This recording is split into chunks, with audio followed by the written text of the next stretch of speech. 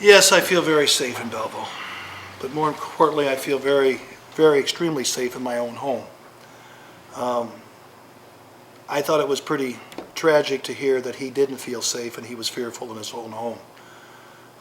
It's based on, it's his own perspective, his personal feelings and his emotions, but unfortunately, I think this year's campaign and probably the last one I went through was tried to be driven by fear by some of the candidates, and I don't think using fear helps grow our city. Now, Mike, I will tell you, I'm a very I'm no dummy in that I know that every city has crime. I was a policeman. My father was a policeman for 25 years here in Belleville. I'm not naive, but I do not feel unsafe in this community. I'm smart enough to know that things do happen. And I'm also smart enough to know in 2017, we have to realize that it's not the same environment I grew up when I grew up in the early 60s and mid 60s as a youngster in the city of Belleville. You have to lock your doors. You have to lock your cars. Years ago, people didn't do it, and they were fine. Many crimes are crimes of opportunity, and many times we all leave ourselves a little bit too vulnerable by not securing things and putting things away in our yard, or locking our cars, or leaving a laptop in plain sight. It doesn't take somebody very much at all then to break out a window and reach in and steal some valuables. So we've got to do better at helping, secure ourselves in our homes, in our cars, etc.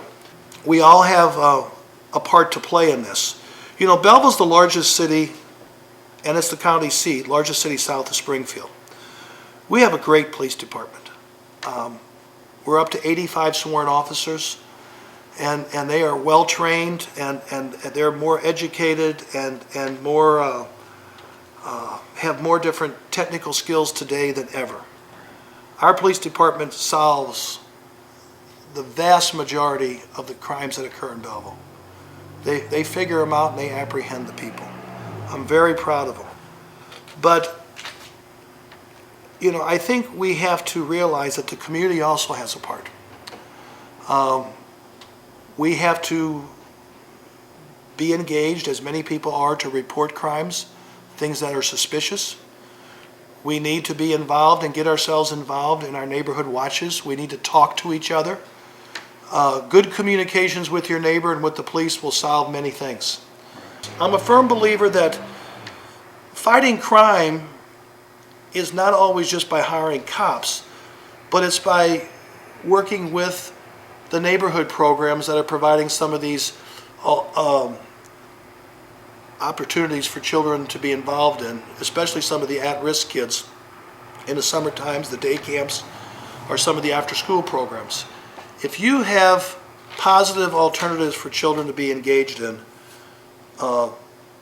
learning, sports, etc., you're going to have children who have less time when they're unsupervised that get in trouble. Communities need a number of things. Sure, we need police officers, but we also need parks, and we need programs, and we need good schools, and we need to have people who volunteer in the community.